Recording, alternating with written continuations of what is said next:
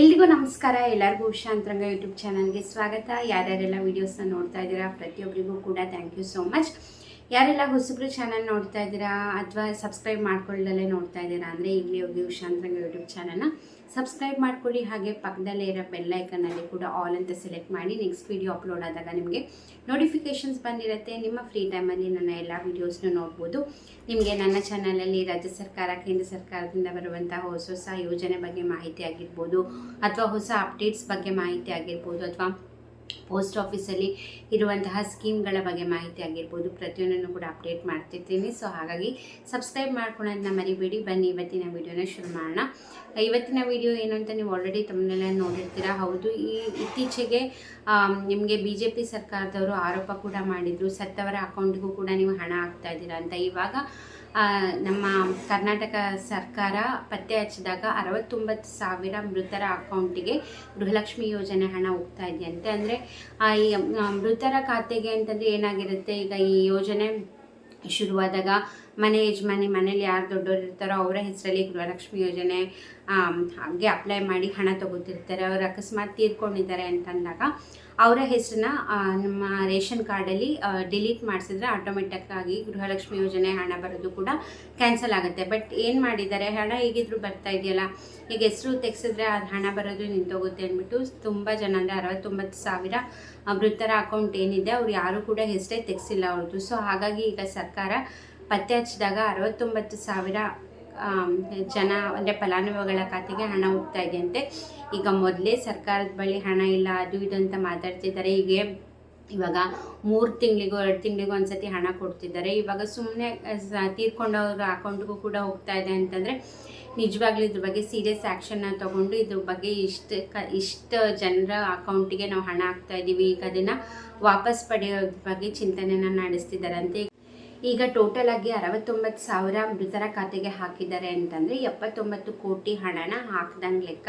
ಈಗ ಅದನ್ನು ವಾಪಸ್ ಪಡೆಯಲು ನಿರ್ಧಾರ ಮಾಡಿದ್ದಾರೆ ಅಂತ ಹೇಳ್ತಾ ಇದ್ದಾರೆ. ಖಂಡಿತ ಅದು ಸ್ವಲ್ಪ ಕಷ್ಟನೇ ಅಂತ ಅನ್ಬೋದು. ಯಾಕಂದರೆ ಇವಾಗ ಮೃತರ ಅಕೌಂಟಿಗೆ ಹಾಕಿದ್ದಾರೆ ಅಂತಂದರೆ ಅವರೇ ನಂಗೆ ಬಿಟ್ಬಿಟ್ಟಿರ್ತಾರೆ ದುಡ್ಡು, ಆಬ್ವಿಯಸ್ಲಿ ಅಮೌಂಟ್ನೆಲ್ಲ ಡ್ರಾ ಮಾಡ್ಕೊಂಡ್ಬಿಟ್ಟಿರ್ತಾರೆ. ಬಟ್ ಇವಾಗ ಸರ್ಕಾರದವರು ಬ್ಯಾಂಕ್ ಅಧಿಕಾರಿಗಳ ಜೊತೆ ಕೂಡ ಮಾತಾಡ್ತಾ ಇದ್ದಾರಂತೆ, ಏನೋ ಹಣ ವಾಪಸ್ ತೊಗೊಳೋದು ಹೇಗೆ ಏನು ಅಂತ. ಅದ್ರ ಬಗ್ಗೆ ಅಪ್ಡೇಟ್ ಇಷ್ಟು ಬಂದಿದೆ. ಯಾಕಂದರೆ ಈಗ ಮೊದಲೇ ಹಣದಲ್ಲಿ ಪ್ರಾಬ್ಲಮ್ ಇರೋದ್ರಿಂದ ಈಗ 5 ಪಂಚ ಗ್ಯಾರಂಟಿ ಯೋಜನೆಗಳನ್ನು ಕೂಡ ಬ್ಯಾಲೆನ್ಸ್ ಮಾಡಬೇಕು. ಗೃಹಲಕ್ಷ್ಮಿ ಯೋಜನೆ ಒಂದೇ ಅಲ್ಲ, ಈಗ ಗೃಹಜ್ಯೋತಿ ಯೋಜನೆ ಆಗಿರ್ಬೋದು ಅಥವಾ ಶಕ್ತಿ ಯೋಜನೆಯಿಂದ ಆಗಿರ್ಬೋದು. ಸೊ ಈ ಥರ 5 ಗ್ಯಾರಂಟಿಗಳನ್ನ ಬ್ಯಾಲೆನ್ಸ್ ಮಾಡಬೇಕಾಗಿರೋದ್ರಿಂದ ಆಬ್ವಿಯಸ್ಲಿ ಸರ್ಕಾರದಲ್ಲಿ ಫೈನಾನ್ಸ್ ಪ್ರಾಬ್ಲಮ್ ಬಂದೇ ಬರುತ್ತೆ. ಬಟ್ ಅವ್ರು ಒಪ್ಕೊಳ್ಳದಲ್ಲೇ ಇದ್ರೂ ಕೂಡ ಈಗ ನೋಡ್ತಿರೋ ಹಾಗೆ ಈಗ 3-4 ತಿಂಗಳಿಗೊಂದ್ಸತಿ ಅಥವಾ 2 ತಿಂಗಳಿಗೊಂದ್ಸತಿ ಹಣ ಹಾಕ್ತಾರೆ. ಗೃಹಲಕ್ಷ್ಮಿದಾಗಿರ್ಬೋದು, ಶಕ್ತಿ ಯೋಜನೆದು ಕೂಡ ಸಾಕಷ್ಟು ಪೆಂಡಿಂಗ್ ಇದೆ ಅಂತ ಈಗ ರೀಸೆಂಟಾಗಿ ಬಸ್ ಅವರು ಕೂಡ ಸ್ಟ್ರೈಕ್ ಮಾಡಿದ್ರು. ಸೊ ಈ ಥರ ಒಂದಕ್ಕೆ ಹಾಕಿ ಇನ್ನೊಂದನ್ನು ಹಾಕ್ತಲೇ ಇರೋ ಬ್ಯಾಲೆನ್ಸ್ ಎಲ್ಲ ಮಾಡ್ತಾ ಇದ್ದಾರೆ. ಅದ್ರ ಮಧ್ಯೆ ಈಗ ಮೃತರ ಅಕೌಂಟ್ಗೂ ಹಾಕ್ತಾ ಇದ್ದೀವಿ ಅಂತಂದರೆ ಆಬ್ವಿಯಸ್ಲಿ ಅವ್ರಿಗೂ ಕೋಪ ಬಂದಿರುತ್ತೆ. ಈಗ ಅದ್ರ ಬಗ್ಗೆ ಕೂಡ ಆ್ಯಕ್ಷನ್ ತೊಗೋತೀವಿ ಅಂತ ಹೇಳ್ತಿದ್ದಾರೆ.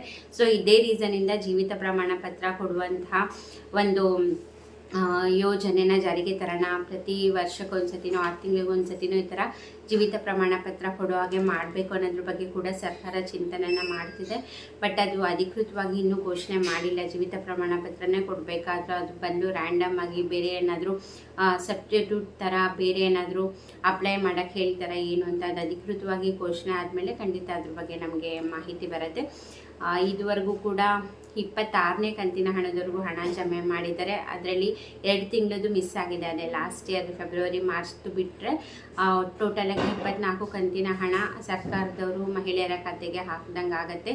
ಈಗ ಇಷ್ಟು 69,000 ಅಂತಂದರೆ ಸುಮ್ಮನೆ ಅಲ್ಲ, ಸುಮ್ಮನೆ ಅಷ್ಟು ಜನಕ್ಕೆ ಹಾಕಿದ್ದೀವಲ್ಲ ಅಂತ ತೀರ್ಕೊಂಡವ್ರ ಅಕೌಂಟಿಗೆ ಜನಗಳು ಕೂಡ ಅದೇ ಥರ ಮಾಡ್ತಾರೆ. ತೀರ್ಕೊಂಡಿದ್ದಾರೆ ಅಂದರೆ ಅವ್ರ ಹೆಸರು ತೆಗೆದಾಕ್ಸ್ಬೇಕು. ನೆಕ್ಸ್ಟು ಬರೋದೇ ಇಲ್ಲ ಅಂತಲ್ಲ, ನೆಕ್ಸ್ಟ್ ನಿಮ್ಮ ಮನೆ ಯಜಮಾನಿ ಅಥವಾ ನೆಕ್ಸ್ಟ್ ಯಾರು ದೊಡ್ಡವರು ಇರ್ತಾರೆ ಅವ್ರ ಹೆಸರಲ್ಲಿ ಗೃಹಲಕ್ಷ್ಮಿ ಯೋಜನೆ ಸ್ಕೀಮಲ್ಲಿ ಅಪ್ಲೈ ಮಾಡಿದ್ರೆ ಆಯ್ತು. ಯಾಕಂದರೆ ಈ ಗೃಹಲಕ್ಷ್ಮಿ ಯೋಜನೆ ಅನ್ನೋದು ನಿತ್ಯ ನಿರಂತರವಾಗಿ ನಡೀತಾನೆ ಇರುತ್ತೆ. ಒಂದ್ಸತಿ ಸ್ಟಾಪ್ ಮಾಡಿಬಿಟ್ವಿ ಅಥವಾ ಹೆಸರು ಡಿಲೀಟ್ ಮಾಡಿಸ್ಬಿಟ್ವಿ ಅಂದರೆ ಈ ಯೋಜನೆಯಿಂದ ಹಣ ಬರಲ್ಲ ಅಂತಲ್ಲ. ಬೇರೆಯವ್ರ ಹೆಸರಲ್ಲಿ ಹಾಕಿದಾಗ ಸರ್ವರಲ್ಲಿ ಅಪ್ಡೇಟ್ ಆಗೋವರೆಗೂ ಒಂದು 2 ತಿಂಗಳು ಟೈಮ್ ತೊಗೊಳುತ್ತೆ.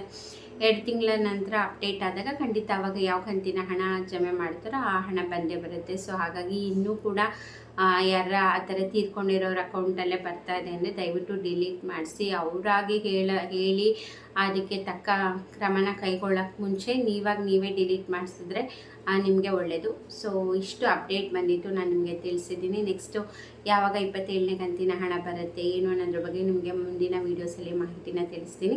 ಇದಾಗಿತ್ತು ಇವತ್ತಿನ ವಿಡಿಯೋ. ಇದೇ ರೀತಿ ಅಪ್ಡೇಟ್ಗೋಸ್ಕರ ಚಾನಲ್ನ ಸಬ್ಸ್ಕ್ರೈಬ್ ಮಾಡಿ, ವಿಡಿಯೋ ಇಷ್ಟ ಆದರೆ ಲೈಕ್ ಮಾಡೋದನ್ನ ಮರಿಬೇಡಿ. ಹಾಗೆ ನಿಮ್ಮ ಅನಿಸಿಕೆ ಅಭಿಪ್ರಾಯನ ಕಮೆಂಟ್ ಸೆಕ್ಷನಲ್ಲಿ ತಿಳಿಸಿ. ಈಗ ವಾಪಸ್ ತೊಗೋಬೇಕು ಅಂತ ಅಂದ್ಕೊತಿದ್ದಾರೆ, ಇದ್ರ ಬಗ್ಗೆ ಏನನ್ಸುತ್ತೆ ಅಂತ ಕಮೆಂಟ್ ಸೆಕ್ಷನಲ್ಲಿ ತಿಳಿಸೋದನ್ನ ಮರಿಬೇಡಿ. ಇಷ್ಟೊತ್ತು ವಿಡಿಯೋ ನೋಡಿದ್ದಕ್ಕೆ ಥ್ಯಾಂಕ್ ಯು ಸೋ ಮಚ್.